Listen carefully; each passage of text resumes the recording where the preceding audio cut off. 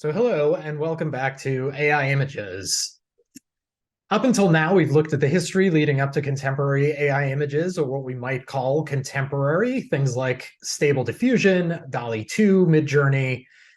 We've looked at the history behind those things, and today we're getting into more contemporary times. We're going to be talking about Generative Adversarial Networks, or GANs. Now, GANs coexist with these other ways of making AI images, which are called diffusion models. And I want to be clear that GANs predate diffusion models, and they're not the same tools that you see in DALL-E 2, Midjourney, etc. Nonetheless, they're important to talk about for a couple reasons. First, they're just a part of AI image making more generally. They're part of that history. And second, they're still out there, and in many ways, they're much more accessible for artists and designers who want to create something unique. Diffusion models take a ton of data, and right now it's very difficult to get into the systems and really shape them from inside out. You can ask them for things and you can be creative in what you ask for, but it's very difficult to get in there and tinker with how they work. GANs, on the other hand, are things you can make yourself.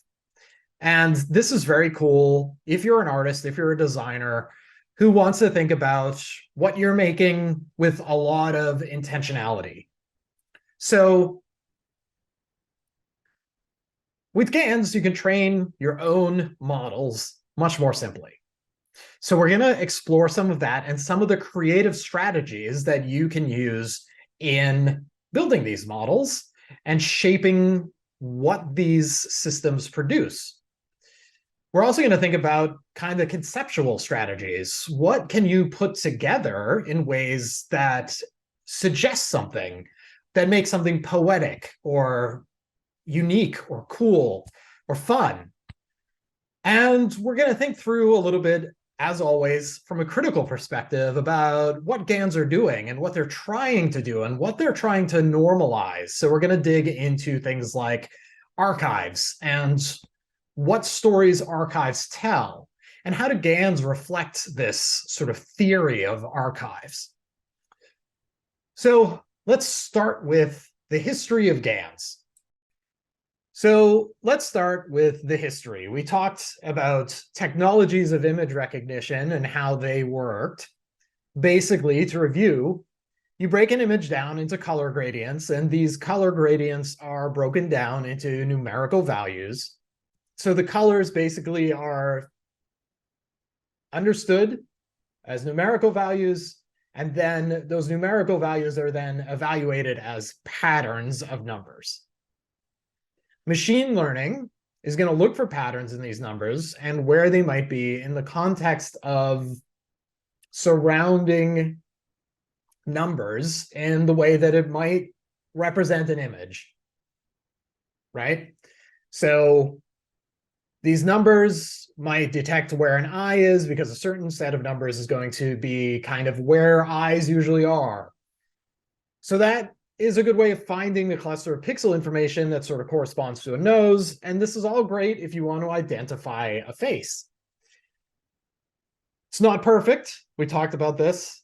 Key to remember, this is not perfect even in identifying a face, but the question of generating a face was significantly more challenging.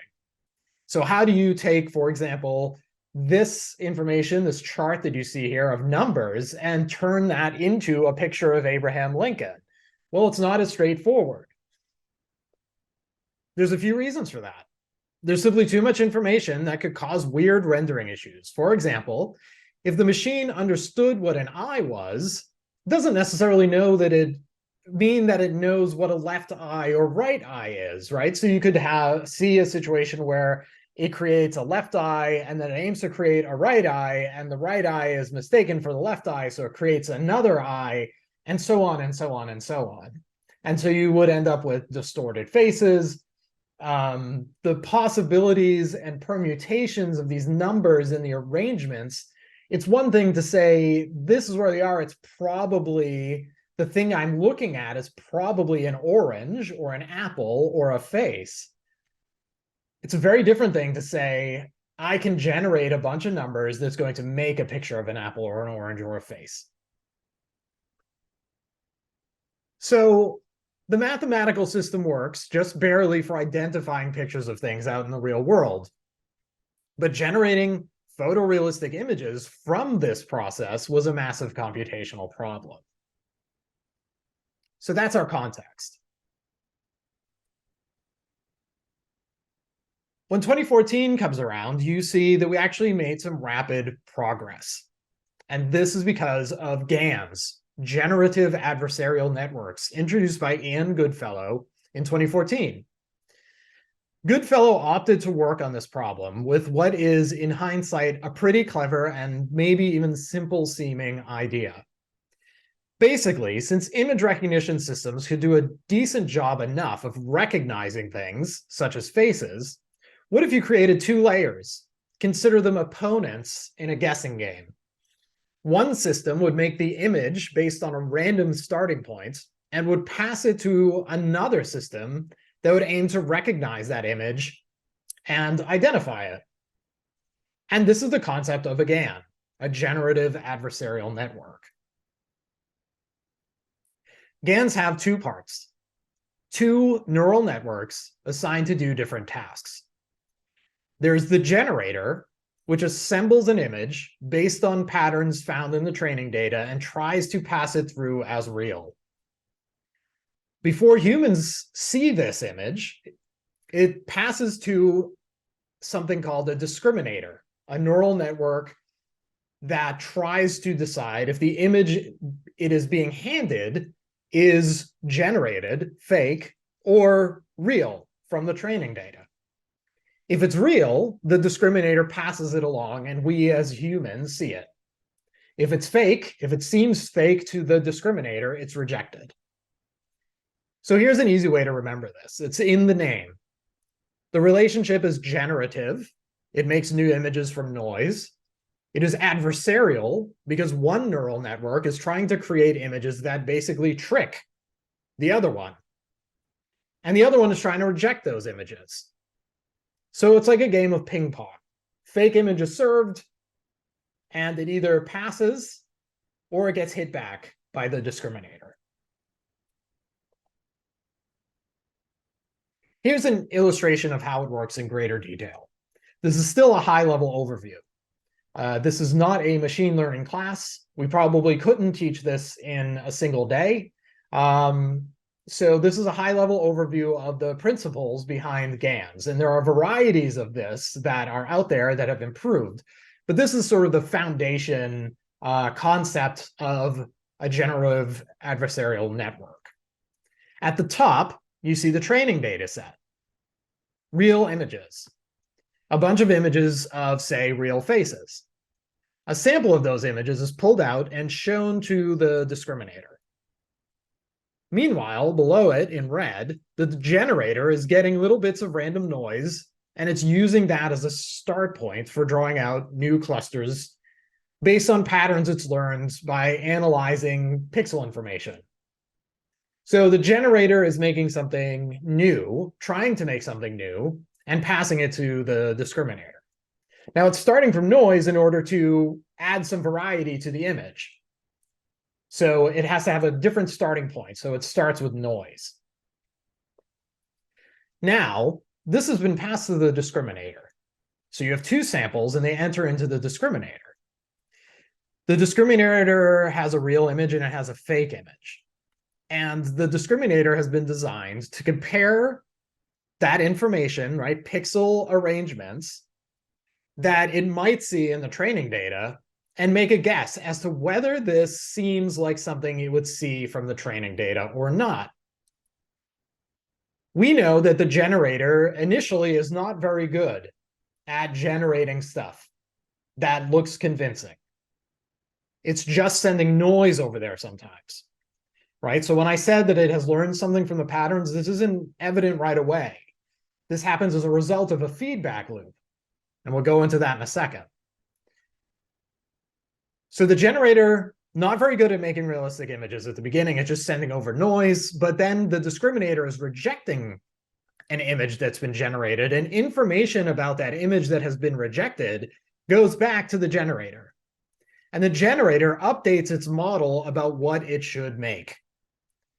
In other words, every time it loses the game, it's basically been given information about why it has lost the game. So it learns to emphasize or de-emphasize certain elements of what it has been generating. And eventually, the generator starts producing something that looks like a face, for example, and the discriminator starts having a trickier job. At that point, the generator knows what it's gotten right, and it updates its model to duplicate what it's been doing right every time it passes. And it updates its model to stop doing everything that it has done that did not pass. So over time, it's getting better. These images are being compared against training data, so it's important to note the generator is not designed to create new images of faces. The generator is designed to create new images that resemble parts of the training data that the discriminator is most familiar with. All right, so the discriminator, there's this idea you tell the machine learning model, make a face, right? That's not really what's happening. You start with the training data of faces, and basically it's trying to match what's in the training data, and it's getting that by playing a guessing game with the discriminator. The discriminator then says hot or cold, right? It's saying this is not something that I think is in the training data. Here's why, sends that back. The generator updates what it tries. And so it's this game of hot or cold, right? So let's think about this with portrait photos. Here's 3 images of men found in a massive 52,000 image data set for training GANs. This is called the FFHQ dataset from Flickr. Remember that all of these pictures came from Flickr. Remote workers were paid to identify them as faces and crop the photos. Actually, I think with FFHQ, it was automatically cropped. But you had remote workers come in and clean them up. And we see that the faces are consistently in the center of the frame. So you could look through all 52,000 images if you want to. I have looked through 4,000 of them. My eyes have looked at 4,000 of these images in the data set. And yes, they are all well-centered, I can assure you. And we see more or less the noses, the eyes, right? They're more or less in the same place. Now, some of them are sort of profile, some of them are straight. That's accounted for because there's kind of an even distribution of the two. But there's also some differences in these pictures. And these pictures are not consistent. And I want to pay attention to these because this does something interesting that's really important to what we're going to talk about today. And that's this guy's hat. Not everyone wears a hat. Not everyone in every portrait is wearing a hat. And there's lots of different hats that people could be wearing when they are wearing a hat. And I want to think about what this might mean. What it means is you've got eyes and noses, faces, basic shapes of heads. Sometimes you've got hats, sometimes you don't. What's that going to do to the patterns that the discriminator is matching what's generated against? I leave that to think about for a second. Here's another thing. Let's take a look at the backgrounds. The backgrounds in almost every picture are going to be different. Most of these 52,000 pictures were not taken in front of the same thing. They were not taken in front of the same building. So here you see 3 very different backgrounds, right? This guy on the left is in some sort of tent. The guy in the middle is wearing a hat, and we don't really see what the background is. And this guy on the far right, it's this kind of crooked place. Looks to me like San Francisco, but who knows? So the backgrounds are not consistent. So remember, the discriminator is looking to recognize images in the data set. That means it's figuring out the patterns in the data that appear most consistently. If something isn't appearing consistently in the training data, the discriminator doesn't have as much information about that thing to say yes or no to, cannot accept or refuse stuff that it doesn't know about with as much confidence. Okay?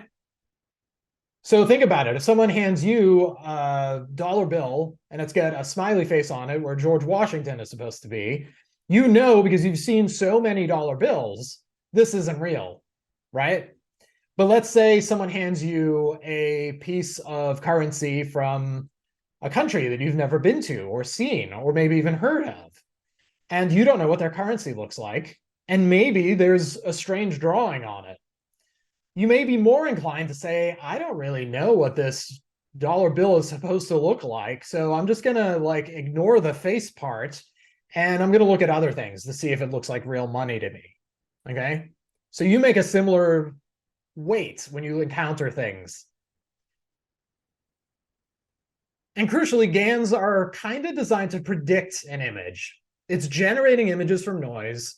It's comparing that against existing real world data. And the discriminator has to decide, is this part of the data set or not? In a sense, the generator is learning to make something that looks like the data set by learning how to predict what will pass the discriminator. So the generator, as it gets information, is learning what it needs to make in order to pass through the discriminator. So in a sense, this is a prediction game.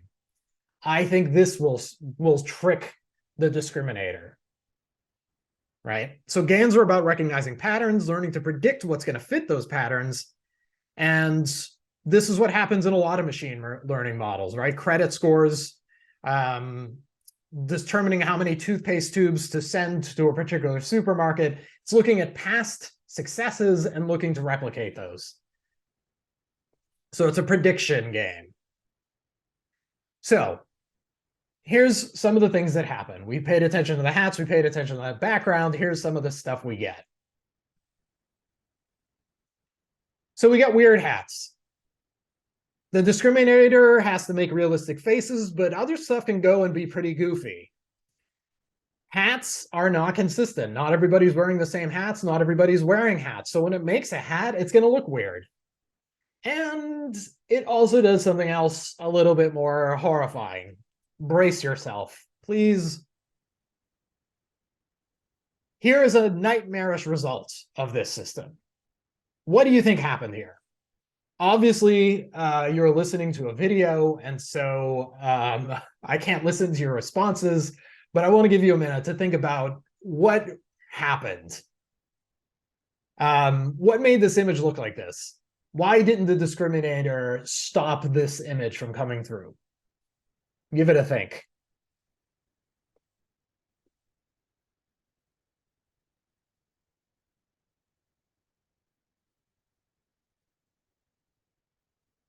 So basically, the generator has learned that eyes, ears, noses, and mouths are what it takes to trick the discriminator.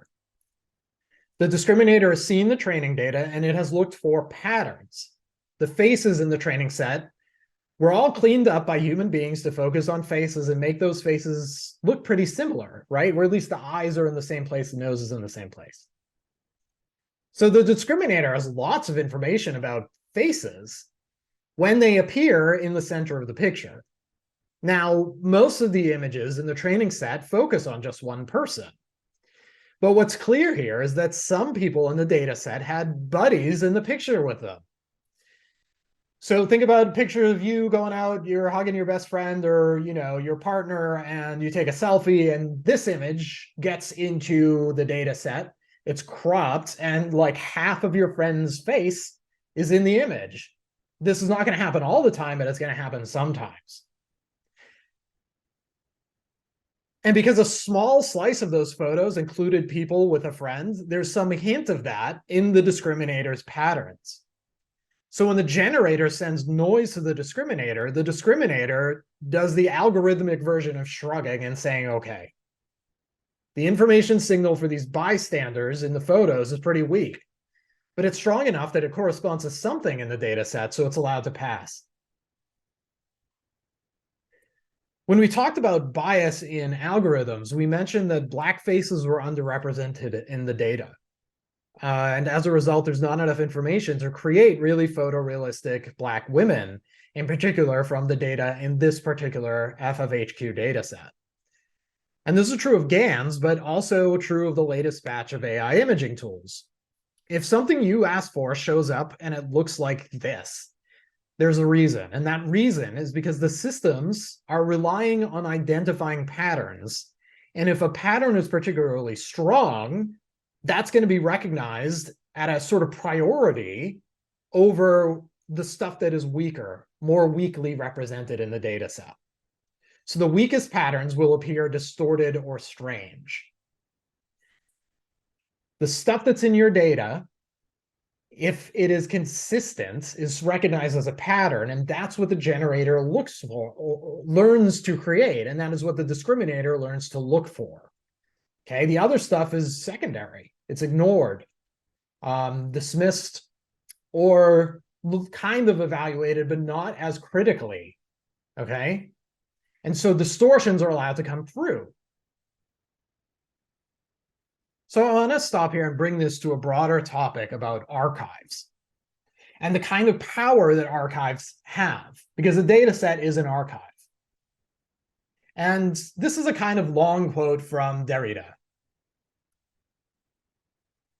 Speaking about the power that archives have over the stories that these archives contain and the stories that these archives tell about what's in them. And I point to this because distorted images like this one tell us something about archives in a broad sense that could be applied to any archive, but also serves particularly well as a warning about the way we use archives in making images with machine learning tools. So Derrida writes, consignation aims to coordinate a single corpus in a system or a synchrony in which all the elements articulate the unity of an ideal configuration. In an archive, there should not be any absolute disassociation, any heterogeneity or secret, which could not separate or partition in an absolute manner. The archontic principle of an archive is also a principle of consignation, that is, of gathering together. Whatever secrets and heterogeneity would seem to menace even the possibility of consignation, this can only have grave consequence for the theory of the archive and its institutionalization. This is from Archive Fever from 1994. And in other words, an archive is often designed to impose a kind of order on the things that it contains. And anything that strays from that order can create problems in the structure of the story that the archive is going to tell us. To be silly about it, an archive of gum packaging doesn't make sense if we have a bunch of cigarette packs mixed in. But the principle can be more nefarious. It can speak to the inclusion or exclusion of evidence that betrays an official story that the archive has embraced.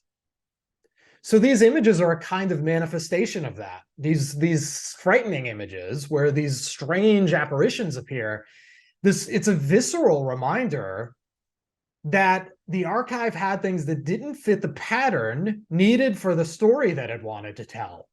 And so these secrets, right, this heterogeneity is in the archive. And these images that you see are telling a story about the data set. When you look at this picture, it's telling you something inconsistent happened in the background of these images. Okay, so there is a story in the sense that we can look at this image. It's not a photograph, right? It's not a news photograph where we can go and look up the facts. It's telling us something about the data. It's telling us something about the archive that generated the image itself. And it's telling us something unusual, some variety of things, some heterogeneous stuff is happening in the background. Now, this takes on a deeper and more frustrating sense when we consider the failure to include people of color in the archive and the consequence that that has had for other uses, such as image recognition, right? And in image generation, because we talked about the fact that the images created of people of color are not necessarily as convincing. But the response to this is not all that simple and straightforward, and it's not a matter of making the archive bigger. So we're going to come back to this. But all of this is just to say, if you have 400,000 images of people's faces where they're alone in the picture, that's going to be a thing that the model renders pretty well. But if just a few hundred of those pictures of people and have other people in them, have buddies, or are wearing hats, it's going to show up. Those buddies are going to show up like ghosts asserting their presence in the data set, right? They're almost like, no, I'm in the archive too. Now, what's cool as artists is that we can go in to archives with GANs, and we can shape that archive using this as a tool, as a strategy for thinking about what we want to make. And we'll get to this in greater detail in a minute. But basically, is that we can use this idea of the archive and the idea that machine learning is looking for a perfect archive, and we can use it. We can undermine that logic to make something more interesting. So let's go back to the beginning here. Every data set is collected for a specific purpose, and every model is created to extend that purpose. In other words, if you want to generate pictures of full bodies, you need to go and collect pictures of full bodies and make sure they look similar enough for the model to identify and duplicate patterns. If you want to create images of oil paintings, you need to go find thousands of oil paintings about a specific subject and then use that to train the model. Here you have images of people, full bodies, that NVIDIA has put together. They have learned their lesson about the backgrounds. They've removed these, replaced them with white backgrounds, but they have enough images. They went out and they said, we need pictures of people's entire bodies in order to generate more of these. And so they went out and they took these pictures, keeping these things very similar, right? They're very tightly connected. They're in the same position. It's a full body, very light background, right? Or no background at all. So there's a uniformity that has been desired to create the patterns and duplicate the patterns that these things are designed to be used for. Now, as artists, we don't have to use these tools for that purpose, right? As artists, we can build or extend data sets with our own work, and we can combine things in the ways that make sense for us. We can use our own photographs or drawings, for example. So here you see a piece that I generated, just a sample of work by creating a data set full of flowers and dancers taken from public domain images off the internet. In other words, I used images that I had permission to use. I've also built data sets with my own data, taking photographs, for example. So this one on the left is the result of taking hundreds of photos of willow branches against a white wall. So once you have a data set, you have to train the model. And I want to talk about the difference between overfitting and overtraining. Just to back up, training is basically when you introduce this game of back and forth between the generator and the discriminator.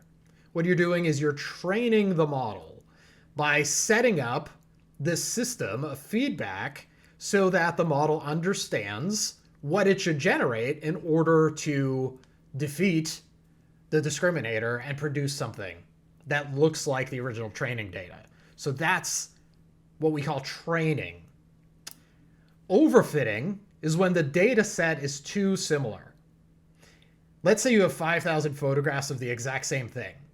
You're going to get that thing, right? It's going to learn the patterns, and all the patterns are exactly the same. So it's just going to produce more of that one thing. But if there's too much diversity in your training data, then there's no patterns to learn, and so you won't see very much of anything. though I found that can also be kind of interesting sometimes.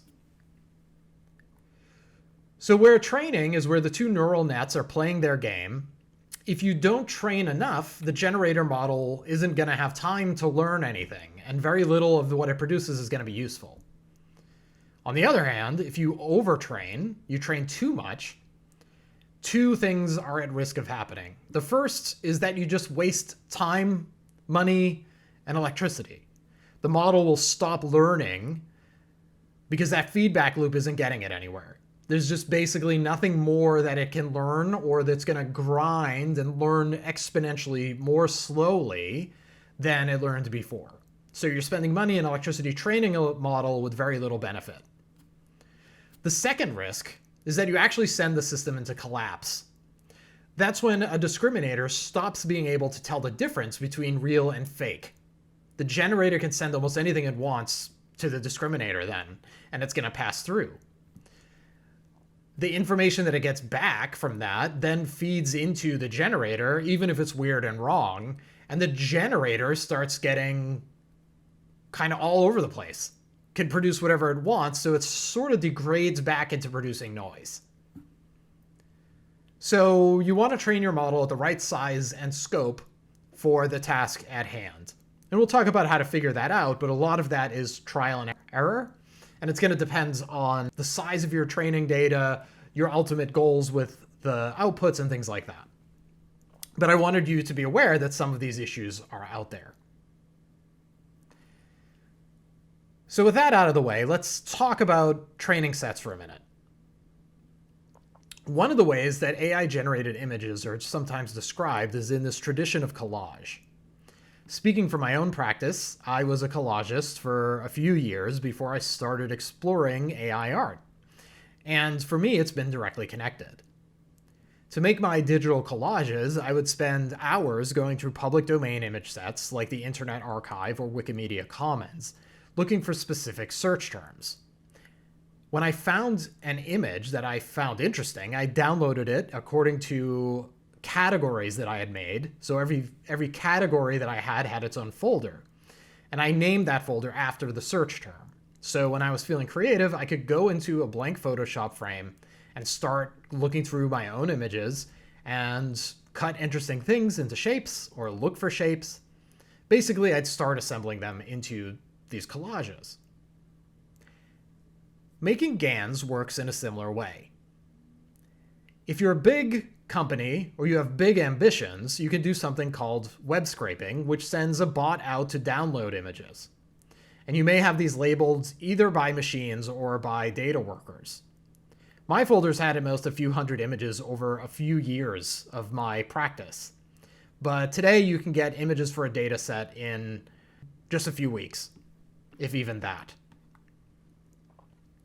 Now, GANs are typically trained on one type of data, cats, dogs, faces. What I realized is that I have these folders full of source materials that are sorted according to very specific topics, similar to the way you train a GAN. Rather than using these source materials to cut up, I would use them as training data for the GAN. So I started making data sets that combined two sets of things. The first one that I made contained all of the images of flowers that I downloaded and all of the pictures of dancers that I had downloaded. I put both of these image sets into a single folder, and then I gave it for training to the GAN. And in other words, what I'm doing is asking the GAN to identify patterns that it found across images of flowers and images of dancers. Here you see that the model found some sets of patterns between flowers and dancers and started creating some sort of fusion between the two. So rather than cutting and pasting flowers and dancers, as I was doing as a collagist, the GAN was finding patterns in this mashed together data set. Now, some people consider this something like a remix. I don't find that to be quite correct. GANs are a form of machine learning, and machine learning is designed to find patterns in large sets of data. And so you remember those images of those monsters off to the side of the images of faces that we saw. That happened because the patterns in the background were unclear. If you have some images that have people in the background and some images that don't, the model's ability to create a background is not as good as the model's ability to create the most common patterns in the dataset. Here, the model has two very different pieces of data, and it's trying to find patterns between them, and it creates some fusion of the two. This is distinct to me, more distinct than a remix, because it's not taking bits of flowers and bits of dancers and combining them. Something that's really important to remember is that you and I know that this is an image of a flower or an image of a dancer. The machine does not. The machine doesn't recognize flowers or dancers. Remember, it's looking at numbers that appear to connected to the colors of pixels.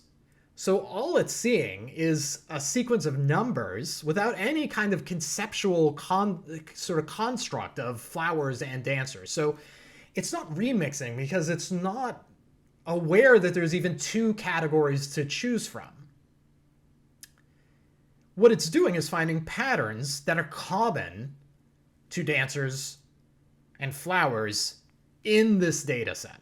The ones that I have selected because they match some personal sense of taste. So it's not remixing. It's not taking from one column and the other column and smashing them together. It's all one bucket, and it's finding patterns across everything in that bucket.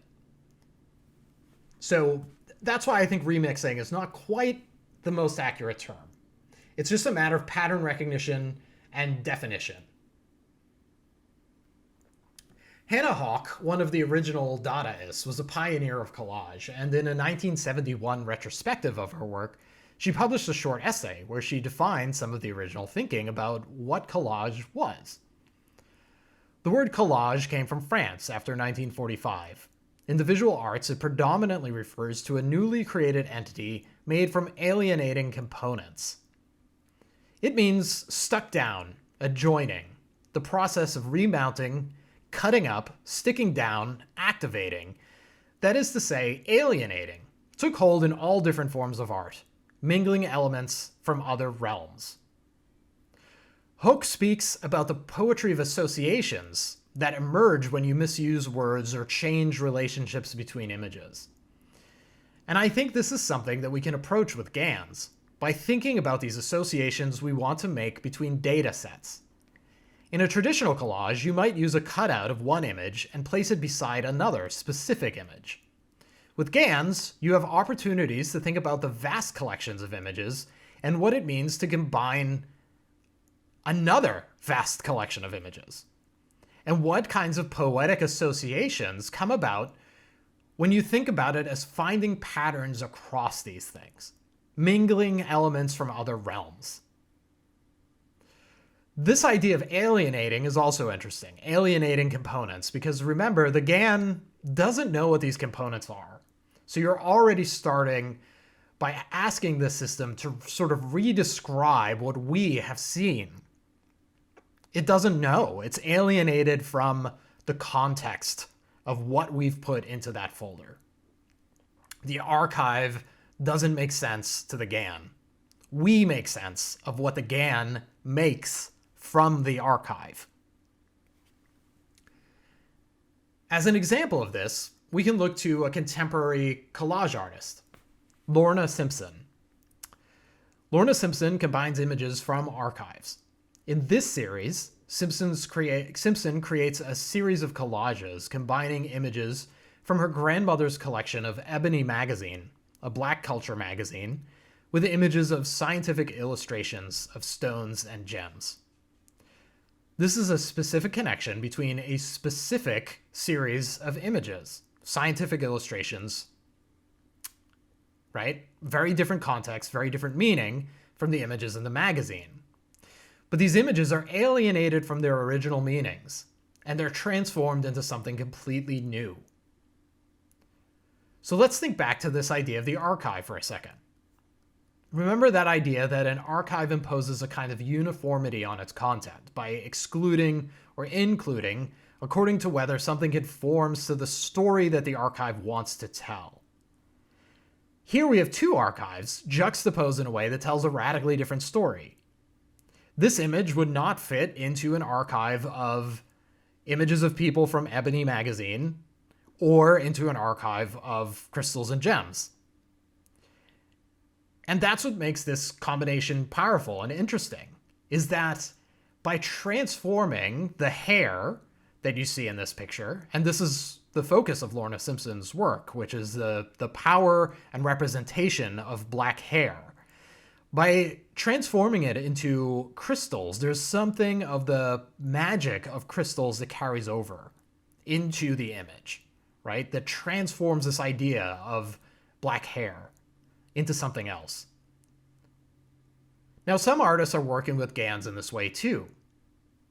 For example, Helena Sarin has pioneered this idea of combining datasets to produce unusual and sometimes literally poetic results. Helena Sarin is an artist and researcher at Bell Labs who shares work online as Neural Bricolage. Sarin creates images using GANs, which combines datasets of images in creative juxtapositions. For example, Basho GAN consists of images from Japanese calligraphy paired with natural images of trees. So the output that it generates combines elements of haiku poetry and nature images. In other works, Sarin makes use of collage techniques literally by taking the outputs of these GANs and using them as raw material, cutting them up and reassembling them. A key piece to remember about this is that GANs, when they first came out, were pretty limited in the size of what they could produce. They looked good on a digital screen, but printing them was tricky.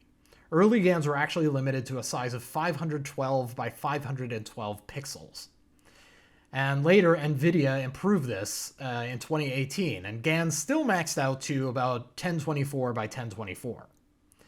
Today, you can enlarge them using other artificial intelligence tools. But initially, to create larger work, you were pretty constrained and you had to be creative. And so Helena Sarin was literally cutting out images and pasting them in new patterns into her work. So when you train a model, you might want to keep it private for your own uses, or you might make it public. One of the first AI art scandals to come into the art world came about because of this issue. An artist group called Obvious created this portrait using GANs that were trained on 14,000 portraits. And they painted one of these images on canvas, naming it after a French variation on Ian Goodfellow's name. Ian Goodfellow being the inventor of GANs, and Goodfellow and Belamy being a kind of French twist on Goodfellow. This work went on to be one of the first from an artificial intelligence system to be auctioned off at Christie's, a major art house auctioneer, and that work sold for $432,000. So already we might ask, who made this work? The first answer could be, well, Obvious made it. The second answer is, well, Obvious made it, but they made it from 15,000 portraits by other artists. So who were those artists? And another question emerges when we ask, where did the model of 15,000 images come from? You might assume that Obvious built that model, that Obvious downloaded those images and trained that GAN themselves, given that they were the ones who sold its output. But that's actually not the case. Obvious used a pre-built model by a guy named Robbie Barrat. Barrat trained and shared that model for others to use. Obvious then went ahead and used it to make this artwork and printed that on a canvas and sold it for $432,000. So who's the artist? Here's a very big open question, right? Is it Robbie Barrat? Is it the people who painted these 15,000 portraits in the first place? Is it the GAN itself? Is it the people who designed the GAN? Is it Ian Goodfellow? This gets really dense, and There's more than one good answer to this question about authorship. So I want to leave this here, but I also want to think about maybe authorship isn't necessarily the right model to be thinking about. When we talk about movies, we often attribute them to the director, but we know that a movie is a massive undertaking of many, many people working on this final product under the direction of the director. So is it time to think about image making in a similar way when it comes to these technological systems? Another way to think about it is these pieces are the product of a complex system, and that one author model is maybe not the way to think about it anymore. So what are your thoughts? I'm encouraging you to please, whenever you're listening to this, plug it into the Discord channel and let's have a discussion. Where do you think authorship of this portrait lies? So I'll give you a second. Feel free to go into the Discord and plug in your response. Where does authorship of this piece live?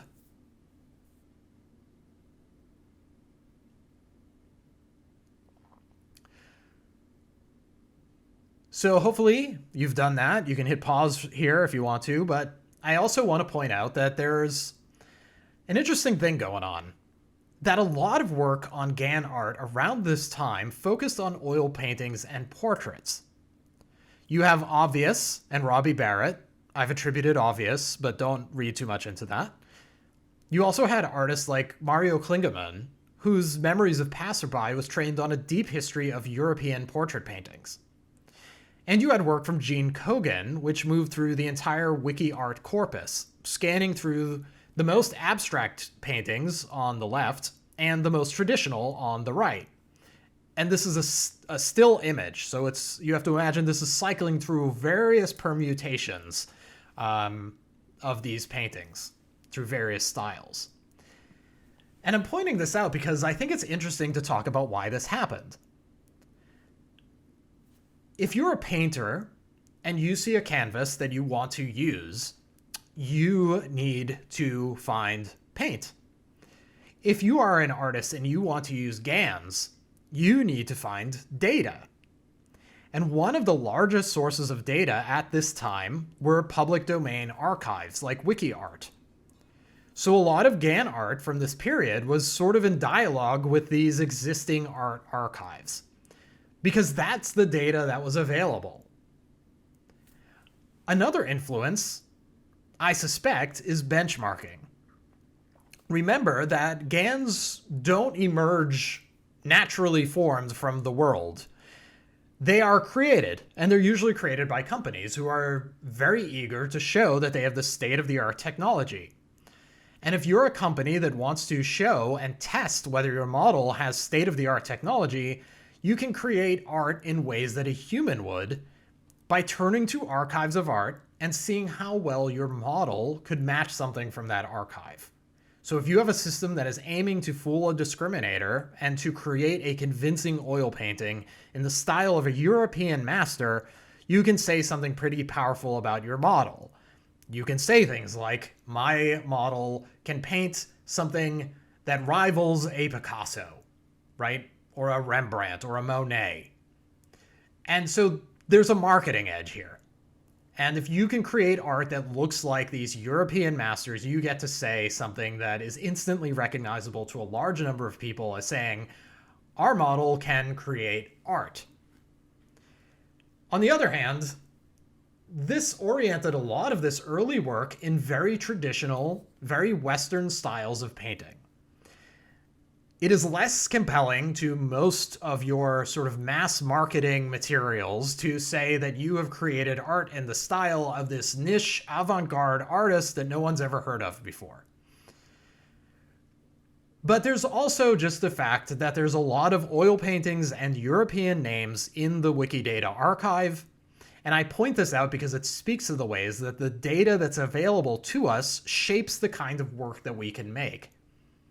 If we think of AI art as imagining things, we often hear this, that the AI is imagining new work or the AI is imagining new worlds, then it's important to think about what that imagination is being built upon.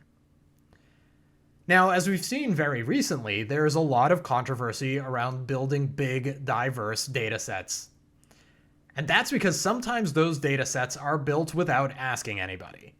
There's no explicit consent about collecting the work from various people. There's no buy-in, opt-in, or opt-out. And with the case of WikiArt and the public domain, you're limited to the data that has been digitized.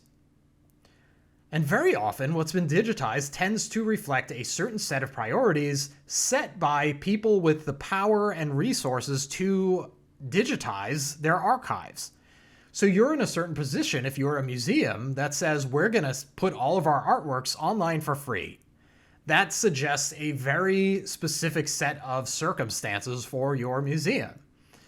It says that you've got money, that you don't need to draw people in, right? That people can go and look at the pictures and paintings that you have in your gallery online, and it's not going to harm you. It's not going to cause you financial harm.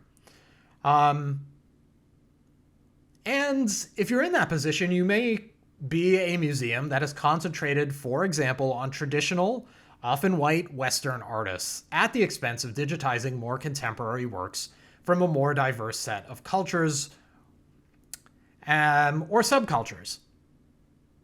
These kinds of works may not even be present in the archives. And if you're a smaller organization dedicated to smaller collections, you may not have the resources to digitize them. If they were digitized, there's also a question of who has the right to use those images, who has proper ownership over art that was captured through the process of colonization, for example. Here you hear from the Director General of UNESCO speaking to this call to return artifacts taken by colonizers back in 1978. Everything which has been taken away, from monuments to handicrafts, were more than decorations. They bore witness to a history, the history of a culture and of a nation whose spirit they perpetuated and renewed. So who decides if that witness to history should be part of your training data? Does the museum that is holding it have that right? Archives are a major site of debate. What's inside an archive and what's left out? The answer isn't always to digitize it. The answer isn't always to make it more accessible. For our purposes, there's a lot of questions about data and where it comes from that are so important to thinking about when we use data and what we make with it. The set of conclusions you draw about one set of images that you use might have to be reconsidered entirely from scratch when you come to the next set of images. You might have to think about the context of those images and where they came from, what their provenance is, and how you plan to use them, why you plan to use them, and who they're going to affect. So in the next class, when we talk about diffusion, I want to encourage you to keep this idea in mind, because diffusion models paired with something called CLIP marked a shift away from this sort of bespoke collection of images to a vast sweep. A data set that was basically everything on the internet.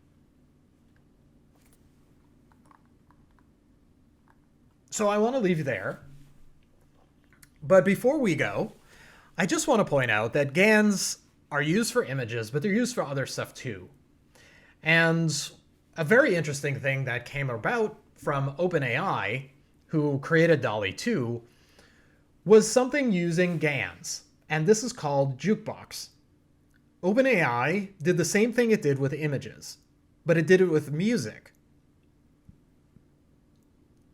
It downloaded the entire library of specific artists into folders, and rather than analyzing the patterns of numbers in a picture, it analyzed the patterns of numbers appearing in sound, in wave files. These wave files were then run through the GAN, the same process, in order to generate new sounds. So I'm going to leave you with this. This is a bit of a Dolly Parton track that has never been recorded, never been performed and never been written, but is synthesized through an analysis of every Dolly Parton song that was ever written, looking at that as numerical data, finding patterns in that numerical data, and assembling those patterns in a new way. The quality is quite low because they haven't focused significantly on this, and it's actually a bit of a intellectual property protection mechanism. So the quality is quite low. You'll also hear that the words are nonsensical because they haven't learned how to interpret and write words using this process in a GAN. But we do know that technology is always changing, and so I leave it up to your imagination to guess when, or predict when, we might see something as radical as diffusion for sound. And on that, I leave it to Dolly Parton and a song that doesn't exist. I'll see you next class.